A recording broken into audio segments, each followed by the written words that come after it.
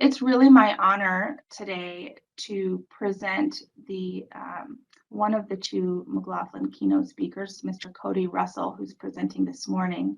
He is the executive director of Kitsap Strong and has over 10 years of experience working with children and families in the child welfare system, both with the Department of Children and Family Services, or DCFS, for over 7 years, and as supervisor at Ryther Children's Center in Seattle. A behavioral rehabilitation center for quote unquote sexually aggressive youth.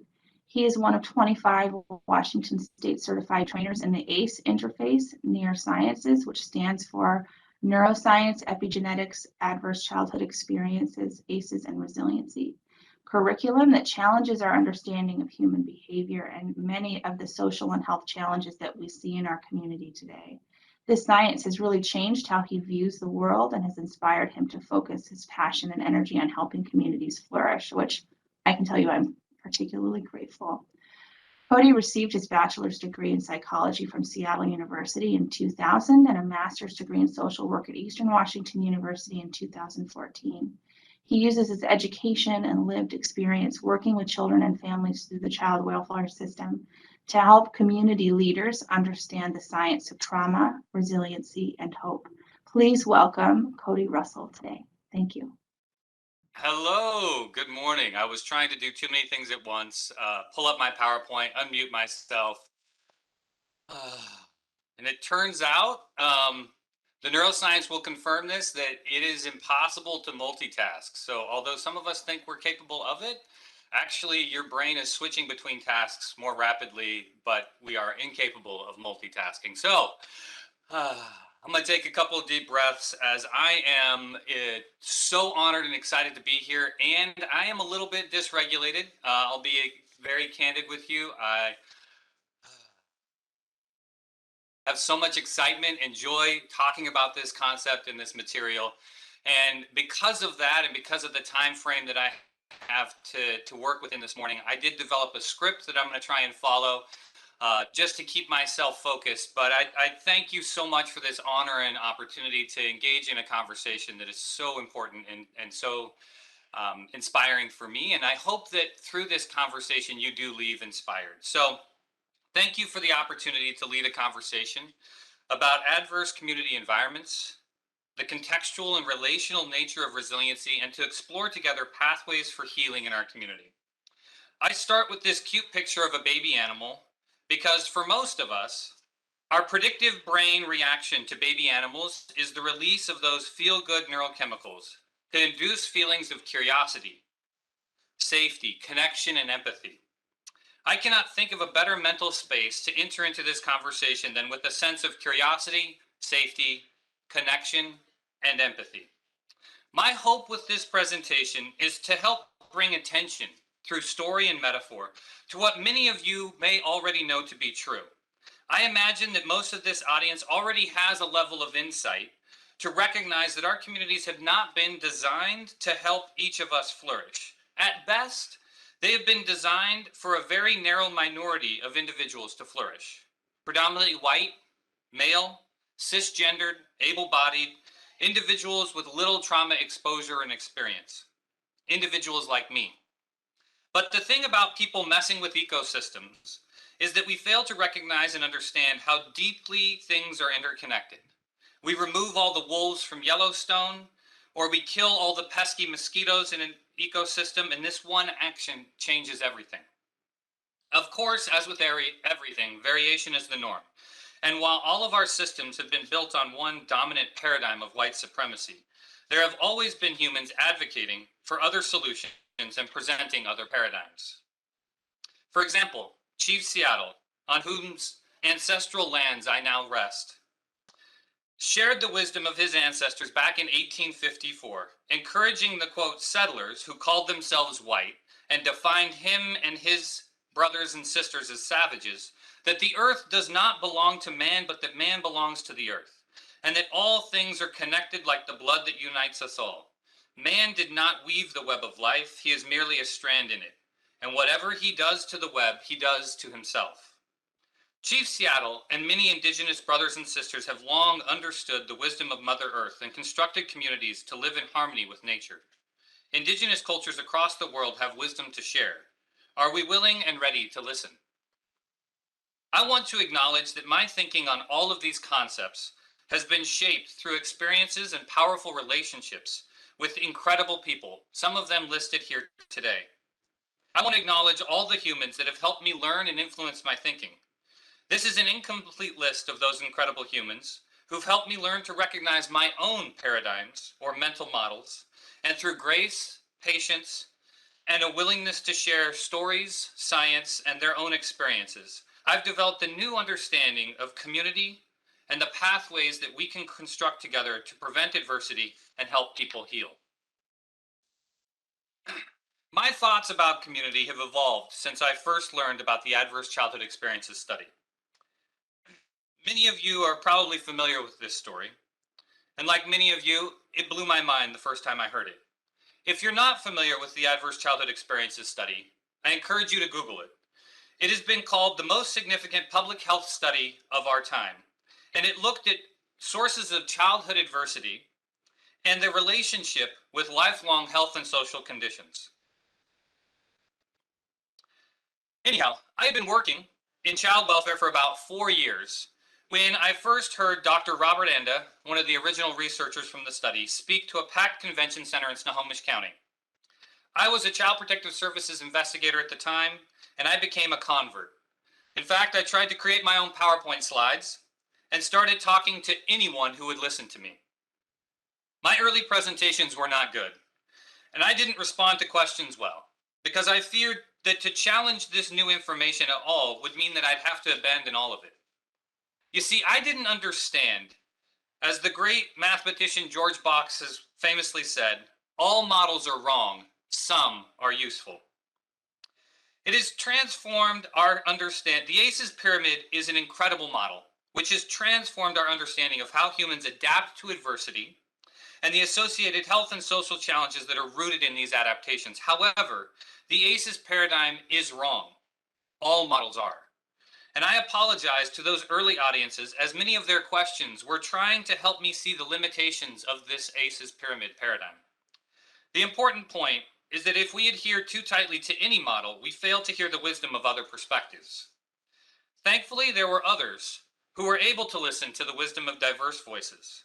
And the RISE Center out of California, by centering the voices of young Black, Brown, and Indigenous leaders, added 2 additional layers to the adverse childhood experiences paradigm: historical trauma and social conditions, encouraging us to expand our field of vision, acknowledging that there is room for us to consider all potential sources of toxic stress, and to recognize that any of these forces have the potential to trigger a threat response from our predictive brain.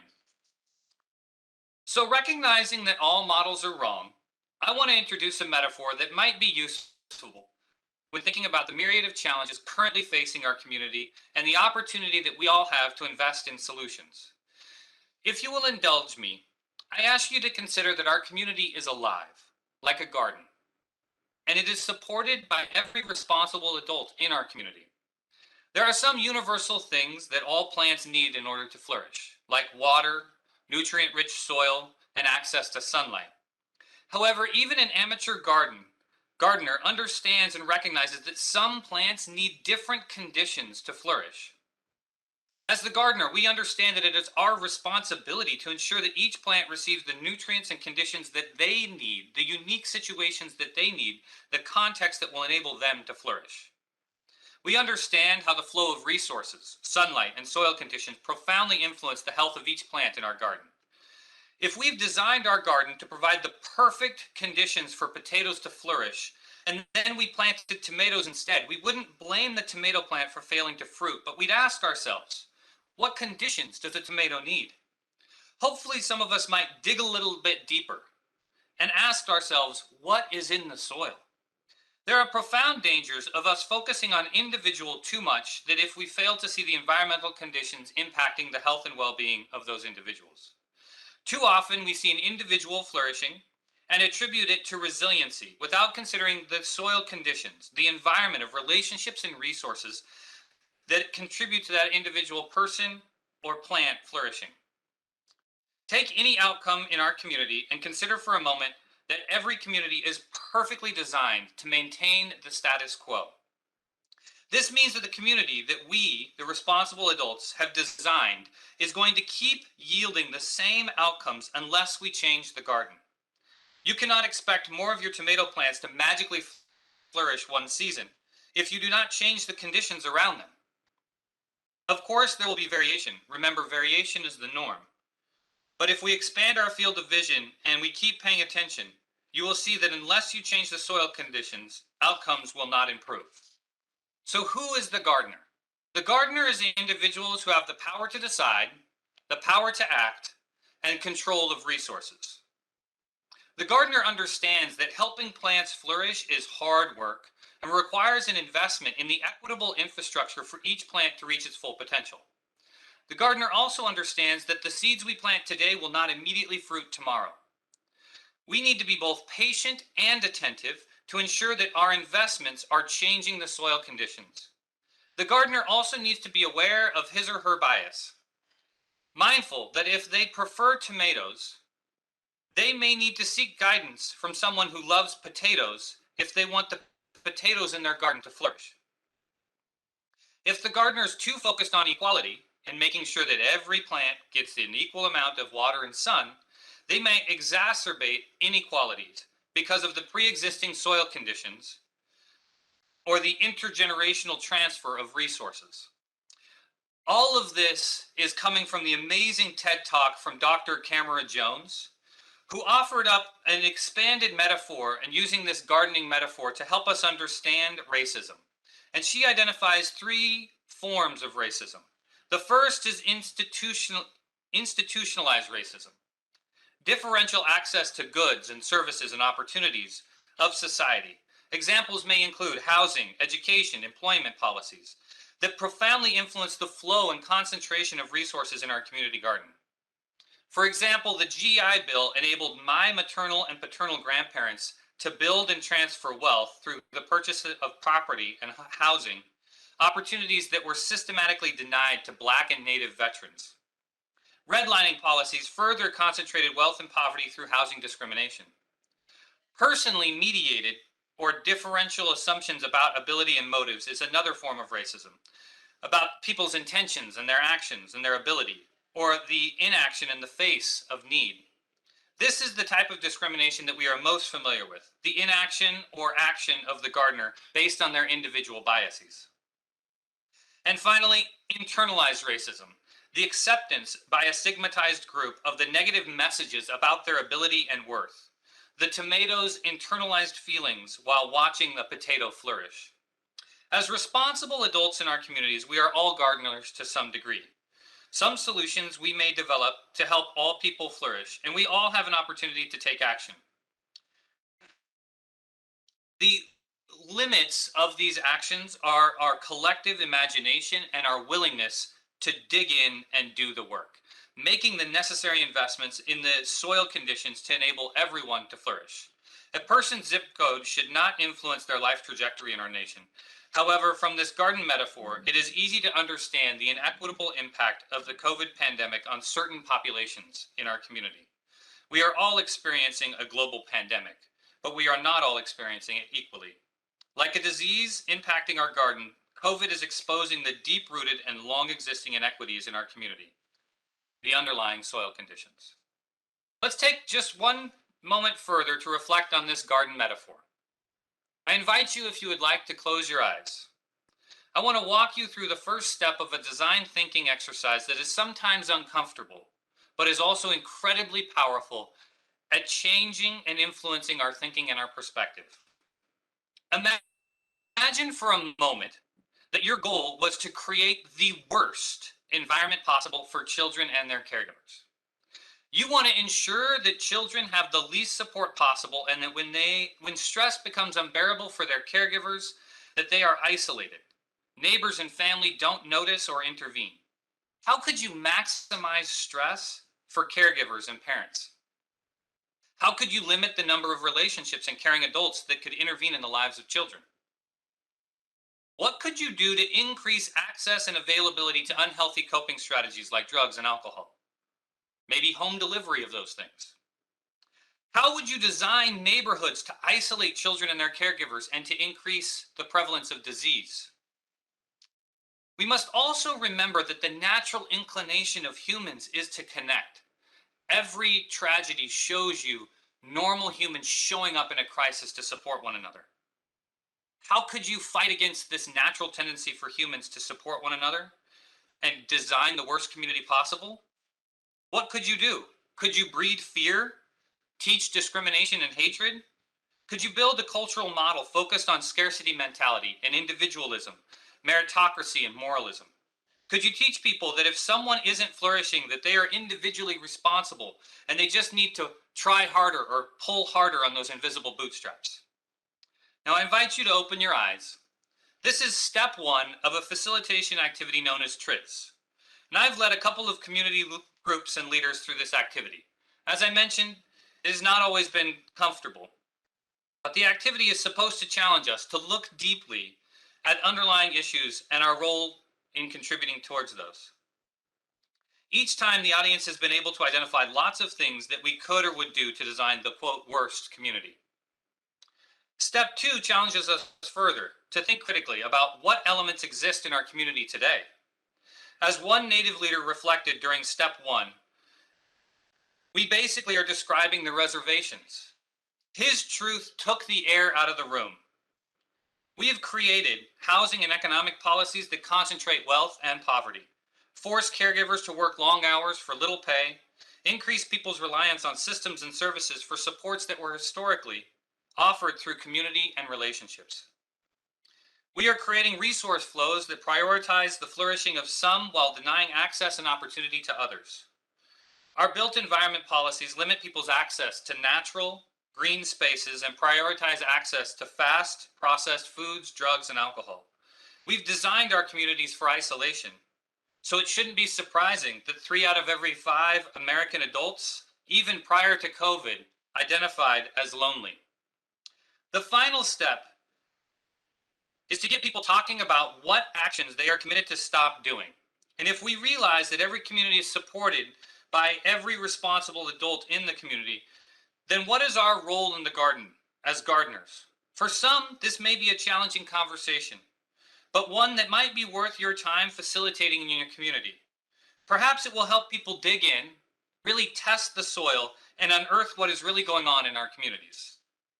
I also want to acknowledge that although we may live in the same garden, we experience it very differently. So we need to be as diverse as possible when we're setting up those community conversations. As a white, male, heterosexual, able-bodied, cisgendered, and middle class with little trauma history, I spend most of my time in environments prioritizing the needs of people with my shared social identities. Furthermore, I was not taught to see the soil conditions or pay attention to them influencing my ability to flourish. Instead, society coached me to focus on my individual actions and abilities. I was taught to believe that if I just worked hard enough, I could achieve anything I wanted. As Toby Morris does so wonderfully in his amazing comic strip On a Plate, it can be hard for us, and by us I mean white men, to even see or hear that the soil conditions were designed to help us flourish. In part because any cursory look at public health data in America tells you that white men are not flourishing. None of us are. In fact, in the United States ranks 37 out of 41 on UNICEF's 2020 report card that measures the progress of wealthy countries in meeting child-related sustainable development goals such as clean water, sanitation, freedom from poverty, and hunger. Why? Because white supremacy has been like a pesticide, a toxin, designed to kill some plants with the intention of creating optimal growing conditions for one crop or plant in the garden, creating a monoculture, if you will. However, as I learned from the beautiful documentary Kiss the Ground, there is a difference between dirt and soil. Soil is alive. It is full of nutrients, bacteria, all the things we need to flourish. Dirt is dead. It's dry. It's nutrient poor. Culture is what keeps and makes our soil rich. As Dr. Malana Karenga puts it, culture gives us identity, purpose, and direction. It tells us who we are, what we must do, and how we can do it. Culture is what has helped whole communities survive the holocausts of slavery and colonization.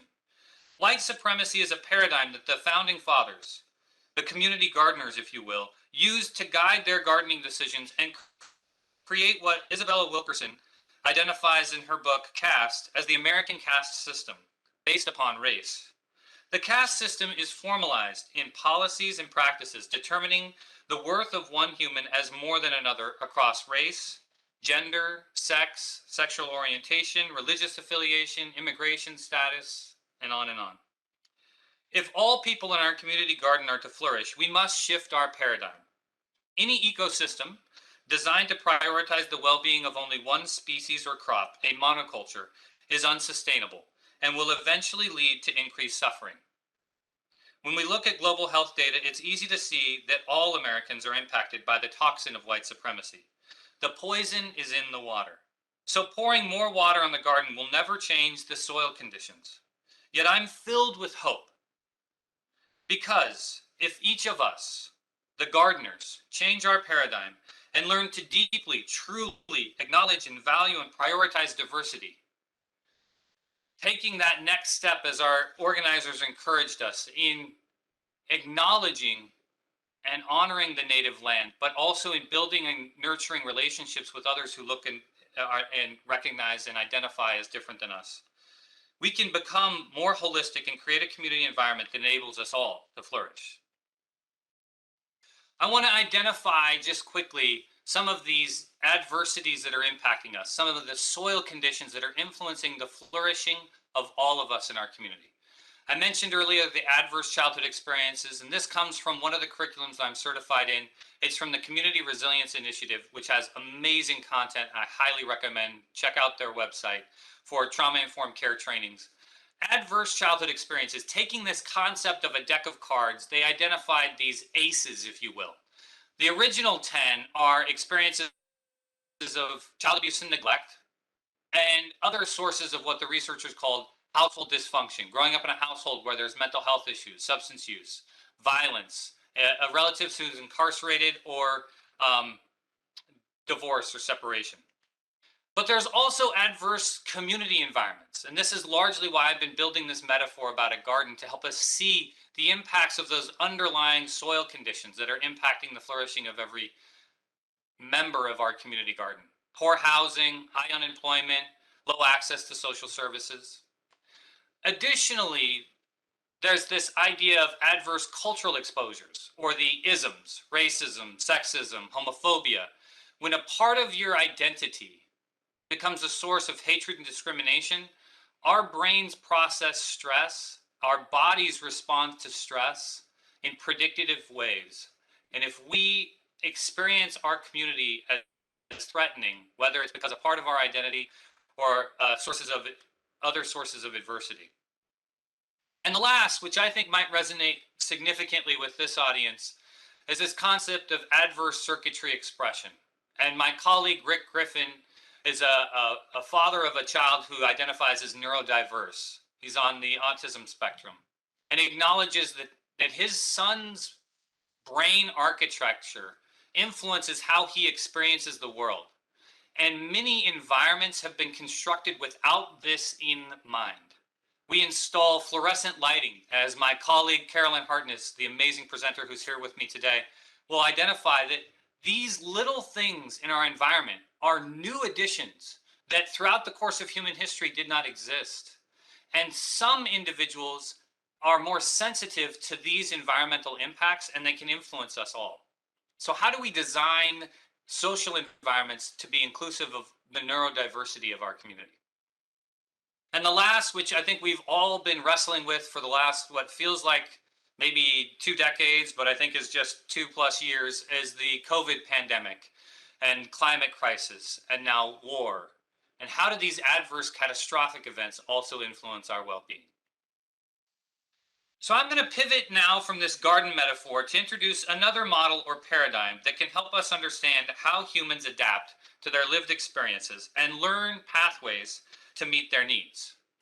This is a new theory that I only learned about actually during COVID, the predictive brain theory, but it's the most profound scientific understanding that I've been exposed to in recent years. Because it really challenges what I thought I knew about our brain and how our brain functions. The primary goal from a predictive brain theory model is to maintain homeostasis, only exerting energy when necessary for survival, being able to predict threat and safety based upon our experiences. In a nutshell, predictions are how our brain is working all of the time.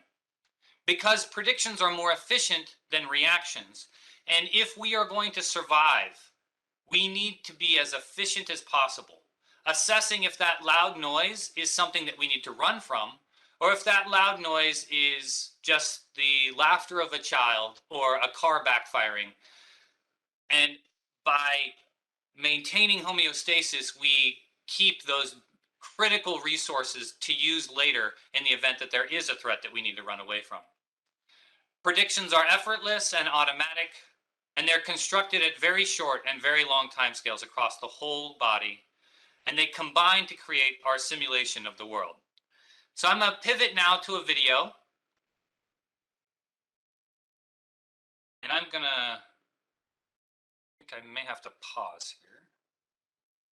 Please let me know if you can hear this. Pounding and clapping. Emily, can you hear this? Filling in the gaps. Yes, again. There's no sound here. And if you're a fan of the rock group Queen, your brain might even start predicting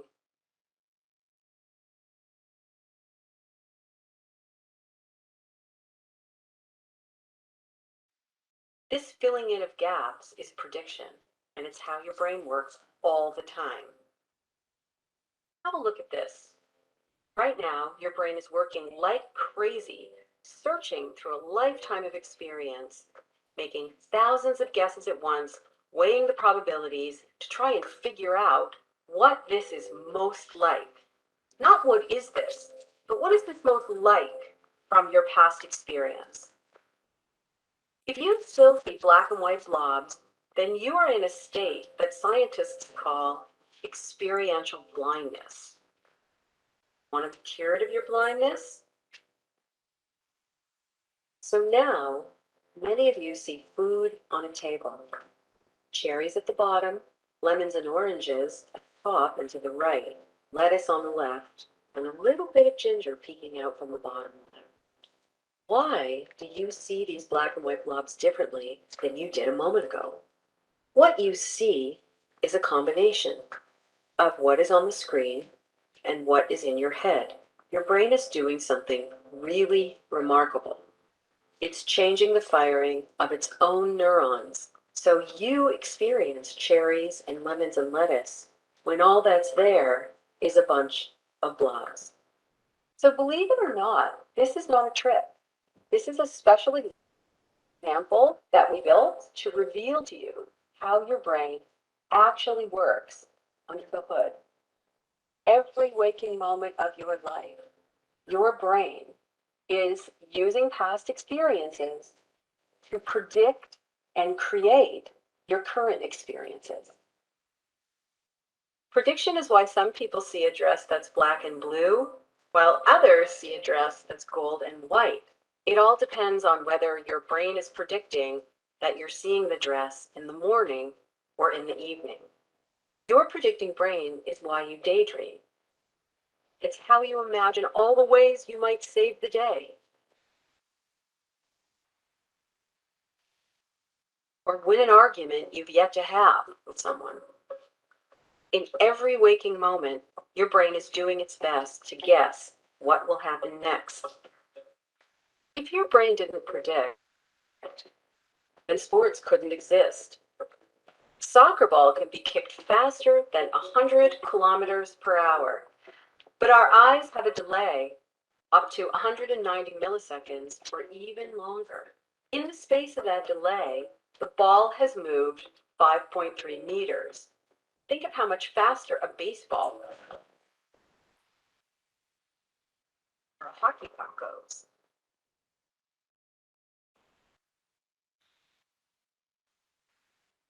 Many predictions are at a micro level. Your predicting brain is guessing how much water and salt and glucose your body needs to stay alive and healthy, predicting the meaning of bits of light. It's guessing whether the rustling in the grass is a wild animal or just the wind. Every time you hear speech, like right now, your brain breaks up the continuous stream of sounds into phonemes, syllables.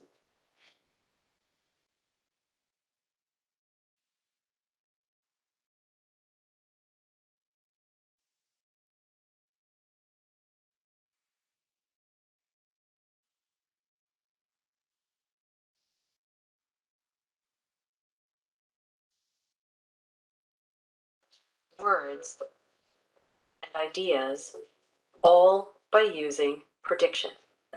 Other predictions are at the macro level. You're interacting with a friend, and based on context, your brain predicts that the two of you will smile at each other. So you smile first in anticipation of her smile.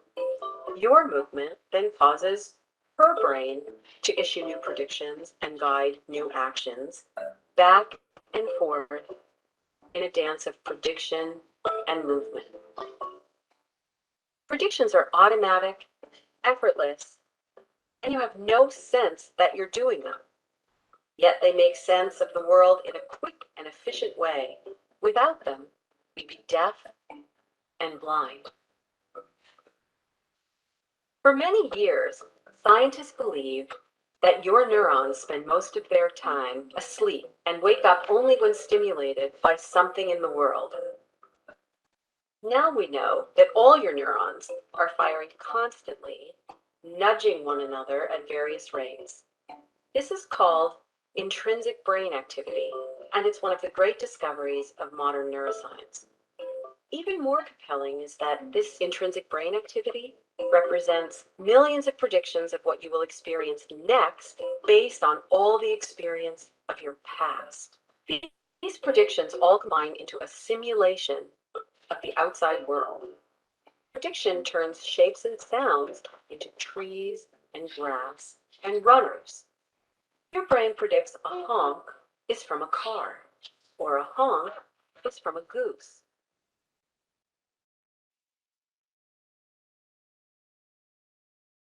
There's no sound here. What you're experiencing is a consequence of your brain simulating the world.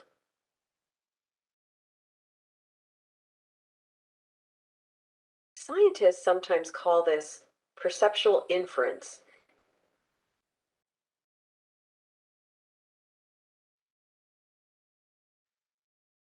Because these predictions are filling in gaps of information that are missing.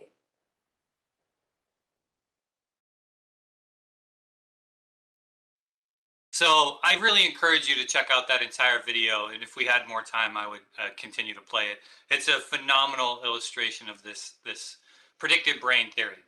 But I want to continue and tie this into the community garden metaphor that I was describing earlier. So as a white male who is heterosexual, able-bodied, cisgender, middle class, with little trauma history, and who identifies as neurotypical, if you will, my experiences in the community have created a predictive model of safety. The few times that I have experienced trauma remain outliers that have done little to influence my predictive model of the world. When I enter into social settings, I anticipate or I predict safety in those environments. We must acknowledge that our predictive models are not just influenced by our individual experiences, but by exposure to the experiences of others that look like us or share our social identities, or the experiences of our ancestors may also be influencing our predictive brain models and our models of safety and threat. For an example of this, I want to share a quick video from a story and a story from a father in our community in Kitsap and the predictive brain model that his son is developing. it was a little bit before. It was during George Floyd, but we had this conversation a little bit before George Floyd, before everything had happened, and his worry was with driving. One day I drove him to school, which was not far from where we lived, and he just kept telling me to slow down and watch the stop signs, and I couldn't understand. I thought that he was just trying to be on me to be casual, making sure that I'm following the rules and the law. And it didn't dawn on me until after the George Floyd incident, and then he said, I don't want you taking the car out. You don't have to drive anywhere, do you? And I was like, well, what do you mean? I said, I have to drive to the store.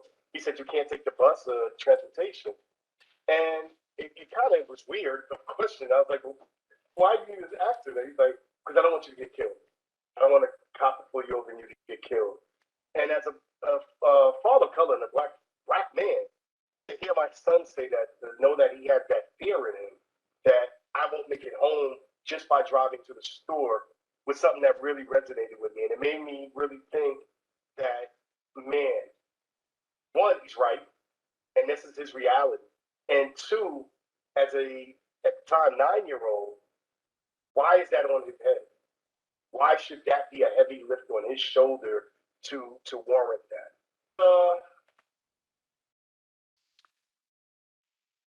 So statistically, a black man getting shot and killed by law enforcement is an outlier. According to a 2019 article by Frank Edwards, Hedwig Lee, and Michael Esposito, over the life course, about 1 in every 1,000 black men can expect to be killed by police. The average lifetime odds of being killed by police are about 1 in 2,000 for men of all races, and 1 in 33,000 for women. I also want to acknowledge that there's layers of risk as well. And we know that risk increases as well for individuals with any developmental delays or intellectual disabilities. But let's put this in perspective. According to the National Safety Council, the lifetime odds of dying of heart disease is 1 in 6. Dying of suicide is 1 in 88. Opioid overdose is 1 in 92.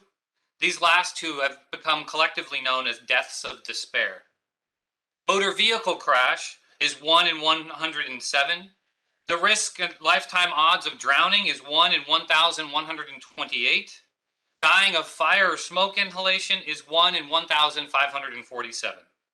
Now, I imagine that Drayton's son and my son both have predictive brain models that consider each of these situations I just described as threatening. However, for Drayton's son, who is black, being shot by a police officer is more likely than drowning or dying of smoke inhalation. While for my son, who's white, he's more likely to choke to death on food than to be shot to death by police. We need to acknowledge what data our predictive models are being built upon. Our prediction of safety or threat is the key. Our prediction of threat activates the whole body and brain system in the threat response system. So the experiences we have, our ancestors' experiences, and the experiences of other people with our shared social identities can all influence our predictive brain model. How many opportunities do we have right now in our community gardens to experience each other, especially those who have different social identities than us, as safe? We need to construct our community to ensure people have lots of opportunities to experience each other as safe. Our predictive brain models are dependent upon it. I want to illustrate this concept just a little bit further with this ridiculous photo. So this is from a predictive model that my phone uses. Back in May of 2021, I clicked on one story about Aaron Rodgers because I'm a Denver Broncos fan, and the headline grabbed my attention. So I sent the article on to my mom, who is a super crazy Broncos fan, and that was it. A couple days go by, suddenly I open up my news app on my phone, and Aaron Rodgers, because of this predictive model that my phone uses, there's a whole new category of stories all about Aaron Rodgers, just for me. Thanks, phone. With enough data, I bet the predictive model of my phone could eventually figure out that I actually am more interested in the Broncos than Aaron Rodgers. But honestly, I'm kind of nervous about clicking on any news feed right now because of the algorithms that it's building. In life, though, we rarely take the reflective moments to question our data and ask ourselves what experiences are informing our predictive models. I want to further acknowledge that our brains start building these predictive models and our organ systems start developing their response patterns based on these predictions in utero. You see, mom's traumatic or stressful experiences during pregnancy can cause a release of stress chemicals that are shared with her developing baby. And baby's brain and body systems are then altered in ways that can affect baby's learning, memory, motor coordination, heart health, immune system functioning, brain and body regulation, as well as the development of those chemicals that help people experience pleasure and reward them for positive efforts. These alterations can lead to risk for mental and physical and behavioral health challenges across the lifespan. The foundation for baby's predictive brain model is being built. The relationship between mom and baby can also be affected, as maternal stress can result in the baby being harder to soothe, which can lead to difficulty bonding.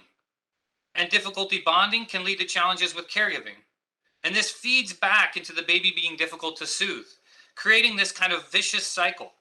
So help from mom is absolutely vital to promote healthy attachment between her and the baby, but also secure healthy attachment builds the underlying framework, the foundation for self-regulation of emotion and the relational skills that baby will need throughout its entire life.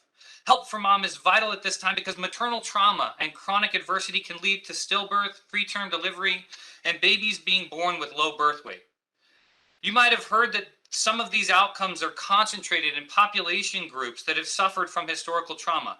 And this makes sense from this garden perspective because not only can mothers pass stress chemicals directly onto their baby in utero, but the stressful experiences that mothers have at this time can also change the genetic instructions through epigenetics, influencing the cell's production. Past generations of mothers who were stressed during pregnancy may convey a set of directions, instructions for the unraveling of our genetic code that is shaped by stress instead of by safety and nurturing. When we read the scientific literature about what helps, we find simple answers with profound impacts. When mom is protected from violence and abuse and has interpersonal support, a relationship with caregivers and other parents helping the overall lower stress and opportunities to engage in self-care, baby is more likely to be born full term, full weight. These are powerful indicators of better health for baby across the life course. When newborn babies are breastfeeding and they're snuggling skin to skin or making cooing sounds, they're giving cues to mother's biology. And those cues activate mother's release of oxytocin. The release of oxytocin is never higher than after mama's second baby, right? This chemical messenger actually helps feel calmer and more joyful and more generous. Oxytocin is often referred to as the relationship chemical. It's important throughout our lives at building healthy relationships and coping with stressful experiences. Oxytocin helps mom to prefer being with baby, and it activates that feedback that keeps us doing things that we enjoy. Also, most importantly, through this interaction, the baby starts to produce and regulate its own flow of oxytocin and dopamine. Dopamine is another feel-good chemical, and it's important in the brain-body reward system. It helps us anticipate pleasure. The combination of these chemical responses to baby's cue help to secure that relationship between mom and baby and help the pair develop healthy attachment. What we might not know is that baby's brain and body mirror her mother's release of these two hormones. Mother and baby both get a rush of those same feel-good chemicals, and based on the mom's response to the baby's brain and body establish lifelong patterns for producing these chemicals. This is a great example of what we mean by co-regulation. The interaction between mother and baby teaches baby's brain through experience how much oxytocin and dopamine to produce and are needed in life, setting the baseline for a predictive brain model and establishing our body budgets and balances for these critical chemicals. Without enough dopamine, people have risk for addiction to opioids, methamphetamine, cocaine, marijuana, and alcohol, all of which are drugs that activate the same neurons that dopamine activates and relay those feel-good messages throughout our bodies. The use of these types of drugs is an example of what can happen when we don't have that kind of nurturing and support that we need early on. New mothers who grow up without the interactions that promote healthy attachment and nurture the capacity to self-regulate may have a lower capacity to experience deep attachment to their newborn, which increases the risk for neglect. My hope is that by understanding these intergenerational cycles, we will develop more empathy and also understand it to guide our prevention efforts. It's not surprising that people want to feel pleasure and happiness. The chemicals associated with this are dopamine and norepinephrine. Dopamine helps to activate the pleasure center. It's associated with taking risks, seeking new experiences, and norepinephrine is released during times of stress. It helps us focus, tolerate pain, and feel good enough to navigate through a crisis. Regulation of these two chemicals can be disrupted by trauma and chronic adversity. These disruptions are part of a whole host of adaptations that serve a function that can help a person navigate through life's challenges, but can sometimes have really significant downside. That is the true story for the use of alcohol, opiates, and other drugs that increase dopamine and norepinephrine, but also have significant downsides. When we understand how people are changed by their adversity, we can help develop ways that don't have significant downsides. We can help them heal and cope. Diet and exercise, as well as calming activities, can help people feel safe and socially connected. Self-regulation depends on having a friendly relationship with your body. Without it, you have to rely on external regulation from medication, drugs, alcohol, or constant reassurance or compulsive compliance with the wishes of others. These are the words of Dr. Bessel van der Kolk in his book, The Body Keeps the Score, an excellent further learning resource that I would highly recommend. But what we most need to stress is that co-regulation is something that everyone is dependent upon. Parenting adults, teachers, and other caregivers teach self-regulation through co-regulation. Early in life, babies and preschoolers mostly rely on caregivers to help them soothe and calm. Young children and infants are essentially borrowing regulation from the people in their lives who are well regulated. If a child's behavior is aggressive or they're withdrawn from stress, we must first regulate ourselves so that then we can respond instead of react. Regulate first, then we can relate and connect to that other individual before we can then reason with them and teach and code.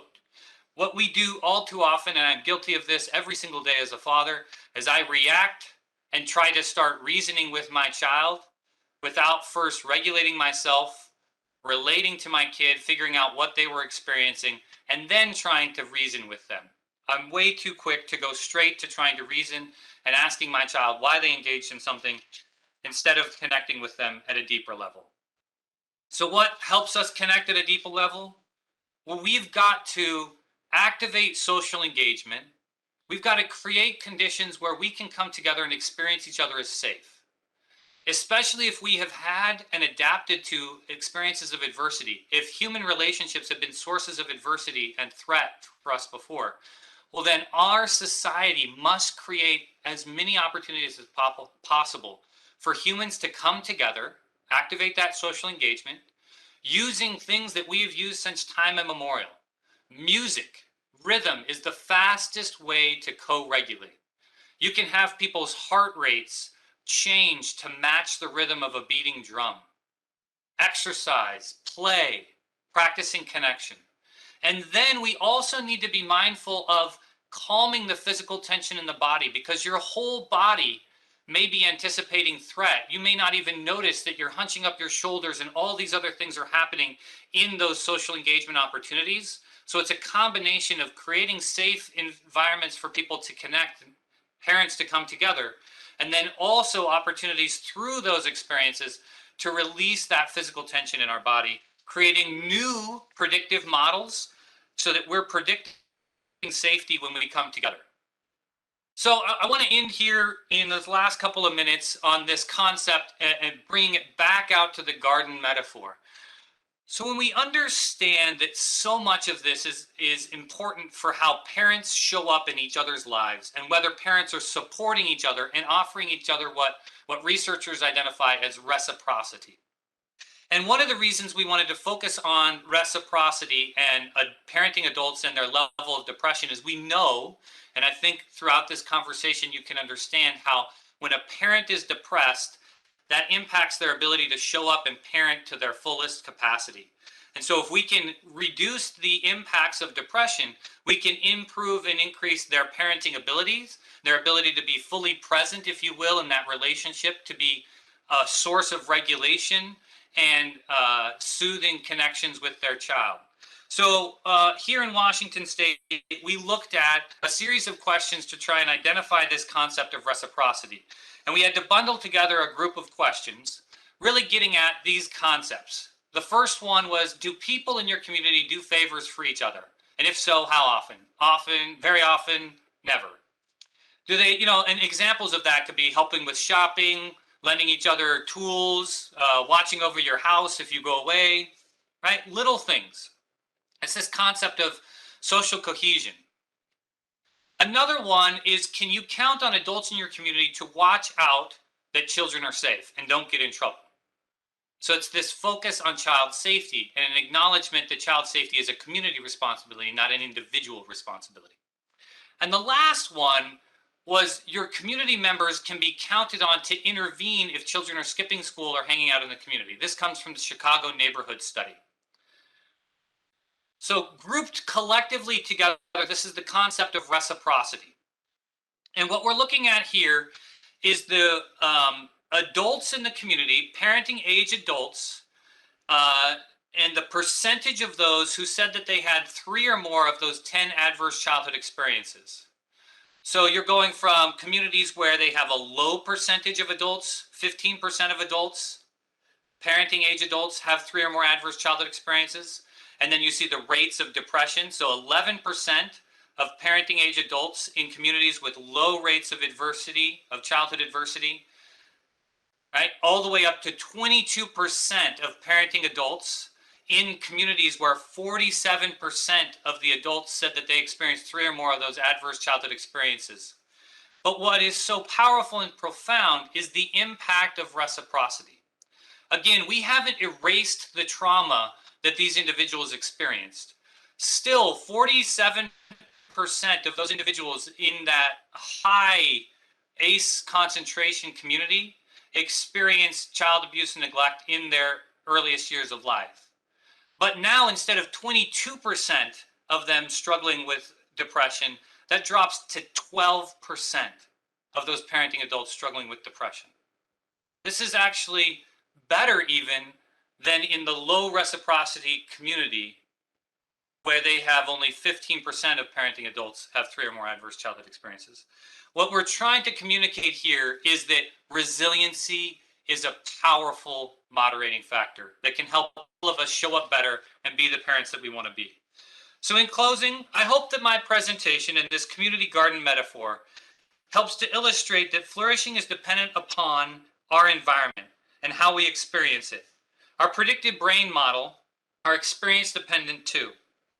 Help and support from our family, friends, neighbors, plus community, cultural, and spiritual experiences help form the healthy soil for family well-being, enabling us all to flourish.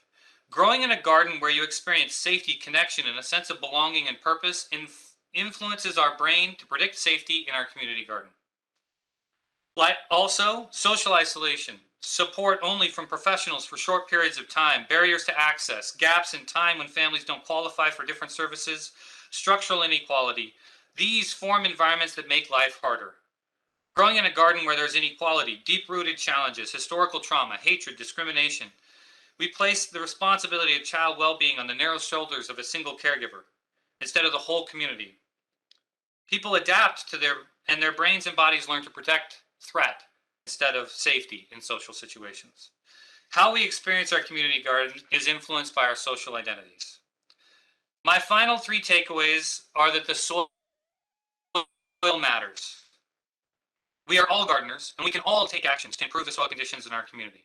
Our predictive brain model is based upon our experiences in our community, And we must design diverse environments that enable us to experience each other as safe. Thank you so much. I'm going to stop presenting if I can figure out how to do that and respond to questions if there are any. I'm not confident I know how to stop sharing. I can take over. Thank you.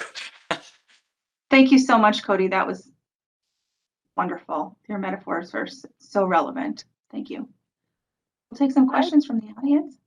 Yeah, I dropped a link in the chat to go to this Mentimeter. You can also scan the QR code here too to submit your questions. The couple of questions that have come in are related to the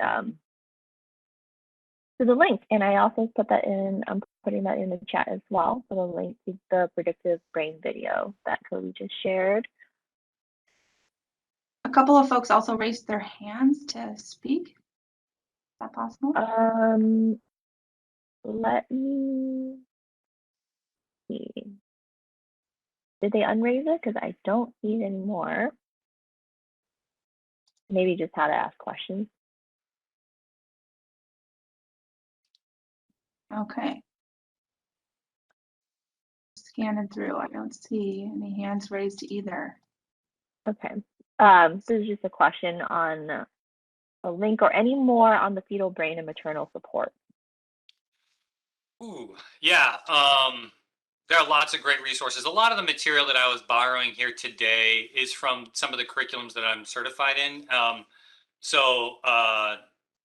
The ACE interface training is a fabulous one that really, the slides that I was showing you on maternal support, those come from that training. So I'd encourage you to check that out. But I also think Carolyn Hartness and some other presenters here today probably have a lot more great, fabulous resources at the tips of their fingers on maternal support and the impact there.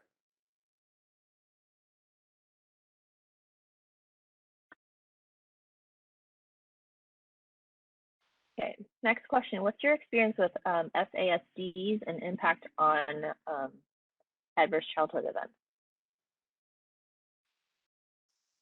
That's a really complex conversation, right? I think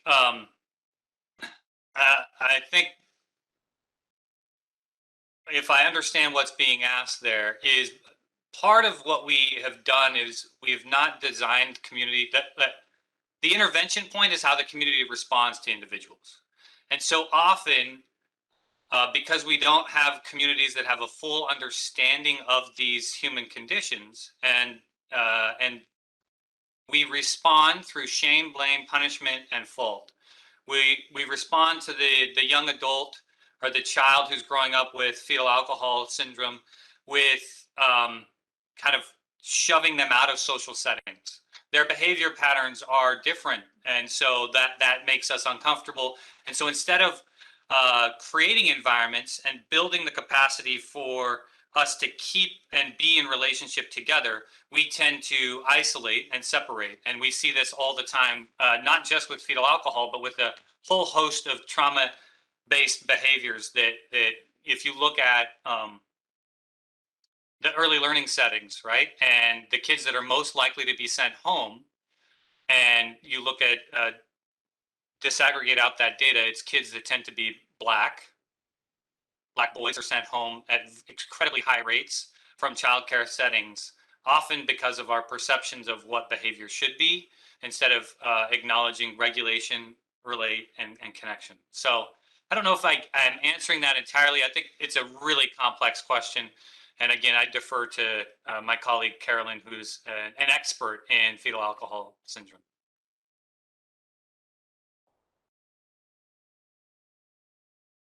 Great, thank you. I put the link in the chat again to submit questions to our speaker, and I will moderate them as they come in. So far, those have been our only 2 questions. Cody, I have a question, and since I know how to unmute, I'm going to do it that way. How do you, as a cisgendered white person, so like me, I'm white female, how do you work on building community within communities of color? So you've embedded yourself into communities as a cisgendered white man, and so how do you, lots of us many of us in this audience are kind of like you. I'm making some assumptions, but many of us are probably a little like you and feel not prepared to do that work. And so any advice that you might have in terms of, I mean, you've put some resources in the presentation as well, but some things that might help us be an ally in this space. Yeah, thank you, Emily. I think it's a really fabulous question, right? And I defer all of my learning to the incredible relationships with humans that have different identities than me, and their wisdom and patience in helping me. I grew up in that on one of the slides you saw a picture of my hometown. I grew up in a town of 800 people in the mountains of Colorado, where if you look at the census data, it's 99.9% white. There was literally 2 Hispanic families growing up in my hometown. So I grew up, with being exposed to culture through my television screen, right? And so I learned a lot of assumptions about people who didn't look anything like me, and brought all of those assumptions and biases with me to my freshman dorm, where I happened to, my freshman year roommate was identified as homosexual, and my sophomore year roommate was from Nigeria. So thank you to both of those passionate, patient humans who helped me start to realize that I had lots of beliefs about humans and had zero actual lived experience with them that these beliefs were built upon. So I think it's a deep personal work to identify what are your own beliefs, and that's right, like that's reading books, that's having conversations, that's being exposed to movies and film, and then also having the relationships where you can test your thinking and have others that are holding you accountable. So allyship is not easy work, but it is critical if we are going to shift these conditions in our community and improve the garden, if you will. Oh, any comments about co-regulation of infants and group child care environments? Yeah, beautiful, right? So I worked in a group care setting with older kids. The kids I served were 5 to 12 years old, and they'd all experienced sexual abuse and had been perpetrators of sexual violence against other kids. And one of the really fun, challenging things about offering and providing co-regulation to any group of humans is that whole group will can influence each other's regulation as well. So you're working with one infant, and all of you probably experience this. You're working with one infant, that infant becomes upset, and it can set off this cascade of everyone suddenly, right? Because we are humans, we are social animals. We flock first. We are first looking to relate to one another. So we, like birds, we flock first. We turn to one another to try and understand, is this a situation that is frightening? And if so, then I need to respond as it's threatening. So the first response, and this is challenging, especially in group settings, because sometimes it looks like you're not doing anything, but the first response you need to do is to pause and regulate yourself, because you can actually add to the dysregulation of the environment. If you are stressed, if you are nervous, if you're anxious, the infants or other humans that you're in relationship will read those cues and try and interpret it. And we need to be vocal about what's going on within us. I get home from a long drive from work, I'm frustrated and I'm grumpy. I need to articulate that, just say it out loud to my kids. I'm frustrated, I'm grumpy, I just got out of the car, I'm sweaty. And then say what you want to do. I would love to just put on some music and dance, because that helps me when I feel like this. That's how we turn these experiences into learning moments for our kids, by just helping lay bare what we're feeling, because they're trying to read it on their face. And because we are all human, the first thing we assume is it's something about us, right? So my kid's first assumption is that it has something to do with me, and that's why daddy's face looks like that. So I don't know if that helps in this idea, but I think that co-regulation always starts with our ability to regulate, and then offer that gift to the other humans that we're around. And you can watch, it works like magic when you're doing